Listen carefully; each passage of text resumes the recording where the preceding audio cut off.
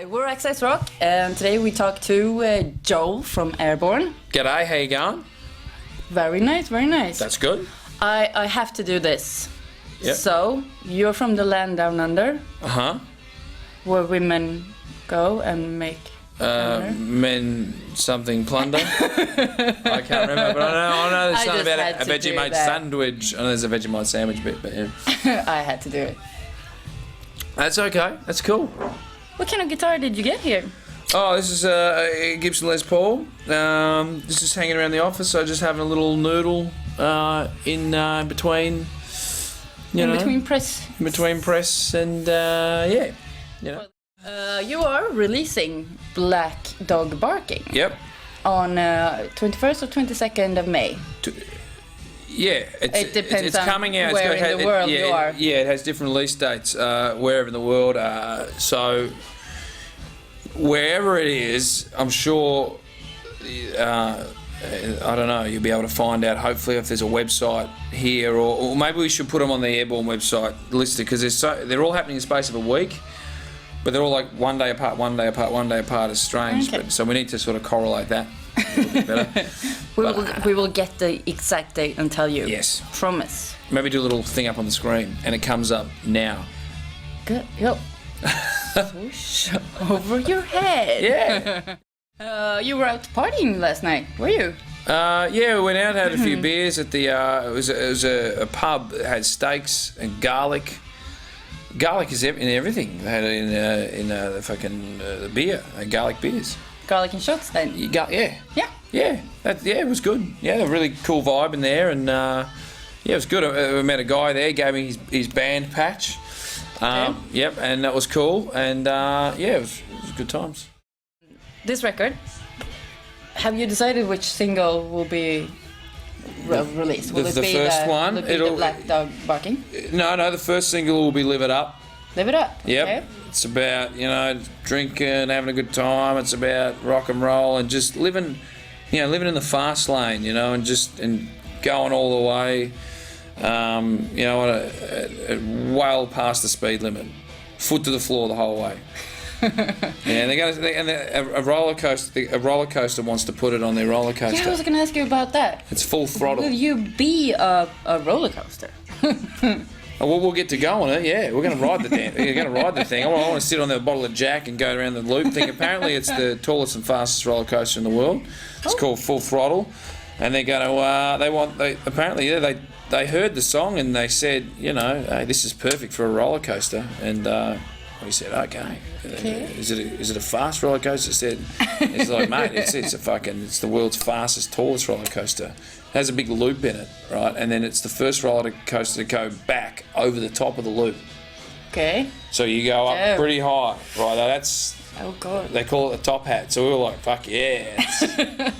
Want to scare some people with that, and then they have the track playing. So it's pretty cool. Won't that kind of get people scared of you? I don't know. I mean, we've always been at home, coming on the radio. People go like, yeah. Oh, no. Well, we've always been about sort of a little bit of danger and a little bit of we like the entertainment, to take it to the next level. And fuck, I'd love to take the roller coaster on the road and stick it on the stage.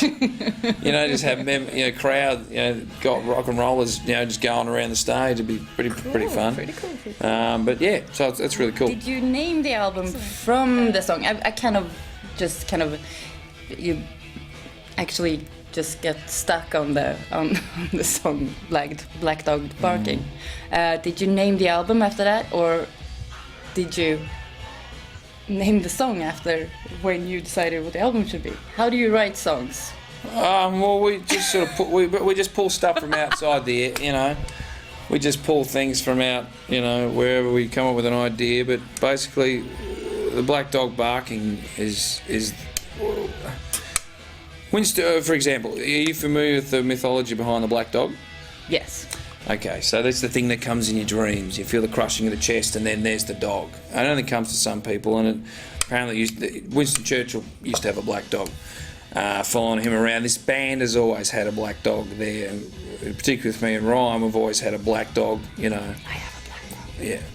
Yeah, always pushing us to do to do what we do. It's always there. You wake up every morning and you're like, this is what we've got to do today. We've got to do this. We've got to go back and we've got to tour here. We've got to finish this song. We've got to get out on the road and we've got to more. We've got to get to South America. You know, like there's always this thing that's pushing us and reminding us that we've got to be out there playing rock and roll, and we've got to do, you know, we've got to go out and do it and not fucking sit on our ass, you know, in Australia drinking beers and watching the cricket. So we put so much into this album that you know, we thought, you know, when we had the song Black Dog Barking, we thought, you know, this is the time when we let that dog known, that everyone else knows that it's there. It's not the size of the dog. No, in the fight. it's really in a sort of, yeah, I mean, it's always been that thing that's been there with us, and it's sort of like we've never really acknowledged that it's there in a song, and then we sort of did, and then we sort of, well, you know, I collapsed in the vocal booth on the last day. I finished doing vocals at 4 a.m. I just collapsed on the floor, like my muscles and my bones just went to jelly. I just fell on the floor, and I was sort of out for about 2 hours, and then Ryan came in with a bottle of champagne and said, "Wake up, you fuckhead, we're having some fucking champagne." So I picked myself up, I went out and we cheered champagne, and then I was back, cranked up Judas Priest and, you know, Kiss and AC/DC and Rose Tattoo, and we, you know, it was just really good to put everything into something. But then in order to do that, you've got to have something that's constantly pushing you the whole way, and that's our Black Dog, if you know what I mean. And the Black Dog Barking is the album, so, and it's always barking at us, you know. So it's always there, and yeah. Cool, very, very cool. Yeah. You just picked yourself up. Yeah. 2 hours out and then just... Yep. Back into it again. Well, there you go. When did you know you were hitting it big? Do you remember any time where you kind of just sat around in your house together and then just felt, now, this is now? Well, I mean, we were in Australia for a little while. You know, we lived in a house for 3 years, and then we recorded an album, Running Wild, and we had a hard time, you know, in Australia, like playing rooms, you know, 20 people in the room, and you drive around Australia in this van, and, you know, it's not the easiest country to tour, and any band will tell you that. But then we recorded this album, and we got out, you know, we you know, in England, somebody got it over in England, and the Metal Hammer and Kerrang and I think Classic Rock Magazine, and those guys, they really pumped it up. They really broke us over there, like, pretty quickly, and, well, got the message out, and, you know, and really facilitated that whole thing, because then you know, the English, the British, you know, I guess the rock and roll underground of Britain was right onto it straight away, and, you know, we booked a tour. We went, okay, all right, well, there was demand there, so we booked this tour, and we got there, and it sold out before we'd even hit the ground. And we'd never toured outside of Australia, other than New Zealand, which we had better crowds than in New Zealand. Than we did in Australia. Like, I mean, we would get good crowds in Australia, but it's just so hard. Like, you play at these places that are like, there's just got a bunch of poker machines in the corner, and then, you know, there's this weird little stage, and, you know, it's a hard place to play. It's a good place to learn, though. Okay. We're a rock and roll boot camp and go to Australia and learn how to play. But anyway, so we went to the UK, and it sold out before we got there. And the most overwhelming thing I think we'd ever experienced was that, like, those first few shows, well, it was a venue of 300 people, and then they bumped it up to 500. You know, and we haven't even played. This is the first show, you know, and they were singing the words back to us of Running Wild, you know, diamond in the rough, you know, they were singing them back to us, and we just couldn't believe it. We were so overwhelmed. We come all this way from Australia, and then we're just this little band, you know, we're just these 4 guys, and we had that reception. You know, you couldn't get any better than that. And then we said, all right, let's go to France, you know. And then the same thing, you know, and we go to Germany, and the same thing, and then we just kept rolling and rolling. So, and we never think we're a big band, or we never think, oh, we've made it. No, I don't think anyone in a rock and roll band thinks that. I mean, I don't know. We never think that. We always just think, haven't we played yet, which is like South America. We haven't played there. We haven't been to Russia. We haven't been to, You know, we haven't played in India, China, Korea. We want to play all these places, and we want to go back to Germany and Sweden and France and the UK, and you know, we want to go all these European countries again, and we want to go to South America and back to the US, and we want to go back to Australia. And we want to just keep playing and keep doing it. We don't want to stop. So you never look back. I mean, like, you never sort of think, oh, you know, that's it, I'm going to take a break now. No, fuck that. There's the best fun in the world is playing for people who want rock and roll. And that's what we do. Of course, you're like, yeah. You write for like 3 years. Yeah. For the last record, right? Yeah, so we toured for about a year and a half to 2 years off that. And then we went back and we wrote in Australia.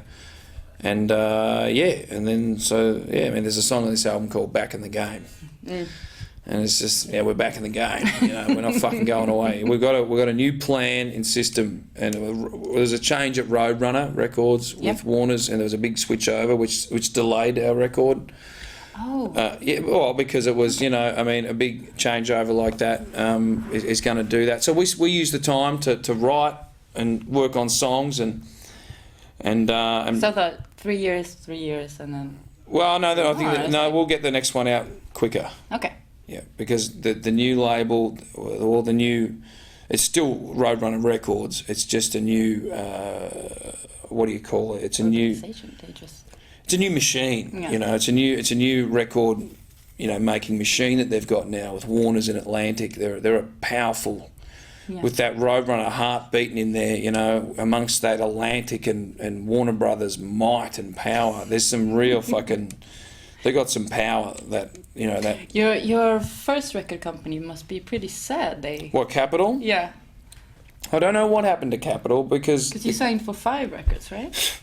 Everybody... Look, to be honest, everybody signs for 5 records. It's so they can't... It's so they got you by the balls. Yeah.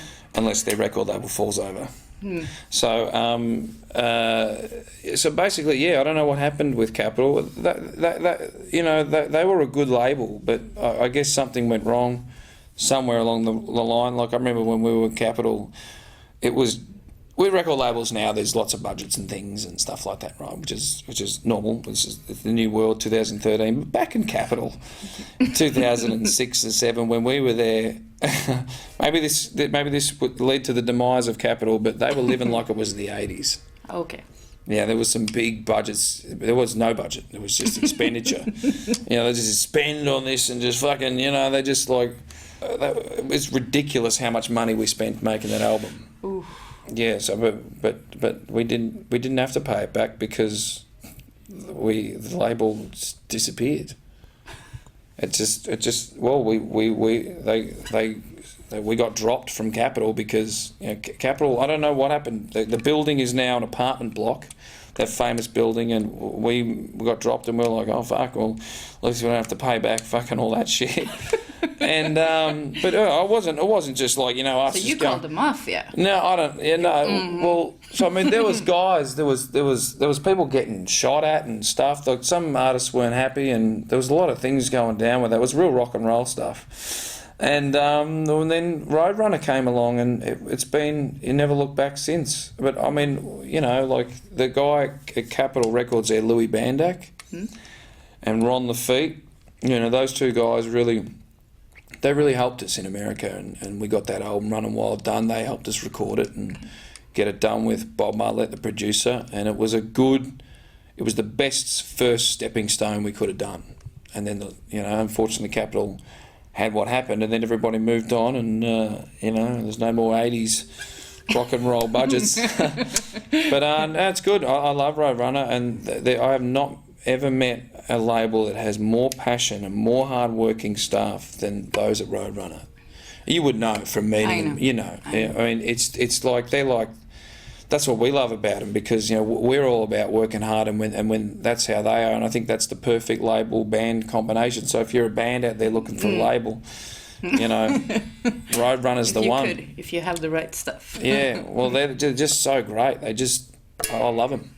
People compare you to AC/DC, and you say it's the best compliment in the world. Yes. Of course. Yeah. But do you sometimes, when you write like this new album, do you think maybe we should try to kind of get a bit We don't. further away from AC/DC, or do you ever? Every song. You just Well, not care? no. Well, our song is every song we write is its own thing. We never try and change it, or we never try and go, oh, let's make a song like Deep Purple. No. You know what I mean? Like we're not going to do that. It's because you come up with a riff, and a riff is a riff. Yeah. And then that riff pertain to itself. And if you go, well, no one else has used that riff. It's a bit 3-chord and sounds AC/DC, like but then it doesn't matter. Like if it rocks, it rocks, you know. And but I mean, on this album, there's a song on there. Have you listened to the album yet? Yes. Okay. Do you remember a song on there called "Hungry"? Yes. What did you think of that? It sounded. Was it "Hungry" that was kind of a bit more sleazy? "Hungry" is the real sort of faster track on there. Yeah. Oh, just mixed them up. Yeah. Yeah. Sorry. Yeah. Well, we were talking to a journalist the other day. Well, most of the journalists we talked to that about that, and they sort of say, "Cradle to the Grave" and "Hungry" is different for you guys, and we sort of say, "Oh, how do you mean?" They go, "Hungry is sort of like, it reminds me of more Metallica," and we go, "Oh, we didn't sort of think that. We just do what we do." Mm. And the one you're thinking of is probably "No One Fits Me." Or, yeah. It's kind of the same concept. Yeah. Well, "Hungry's" about Fits me. being in a band for the first time on the road is being hungry and always having that passion to always be hungry, which is this is what we are still today. We're still as hungry as ever. I want to get to South America. I want to get down to Brazil. I want to play I want to play for those people. And I want to go to China. I want to play shows. Yeah. I want to go everywhere. I think everywhere in the India world. is actually kind of India is India. getting big with rock and roll. Yep, they sure are. And the world it's strange. Like it's the same big fucking basketball, but it's getting bigger. There's more places to play, and it's endless. You're booked for Bråvalla in Sweden. Mm-hmm. We are, yeah. Yeah? Yep, it's going to be a good one. That's good. Yeah, it's going to be huge. We haven't played that and before. It's all new. It's all brand new, and it's going to be a great way to get out there and get back to Sweden and just come out and rock with a new festival. Really looking forward to it. Yeah. You actually write music for big arena shows and festivals. Is that kind of... Because my first thought when I listened to the record is that it sounded like Beer and Sun. Good. Is that kind of... No, I mean that's your interpretation, right? And somebody else said something similar to me too. They said it sounds like fun and drinking and good times. And you say Beer and Sun, that's a great imagery. We don't think like that, but what we do think is a big crowd going to love this. But Beer and Sun, to me, that sounds like paradise. I like that. That's cool. Yeah, Beer and Sun festival. I was like saying to all my friends, we have to have the festival gigs now. We just ask you and your mates to get together with the record. Whoever's got the biggest stereo, we want you to go over to their house on the release day with the CD, and we want you to just have a few, get a few beers, everyone have a few drinks, and have a barbecue, whatever you want. And all we want you to do, we gave everything we could to make this record. Just have a good time. Just crank the motherfucker up, and we want you to fucking rock and roll. And send us a photo on Facebook if you want, and because we'll be looking at it. We want to see us all having a good time, and we'll see you on the tour.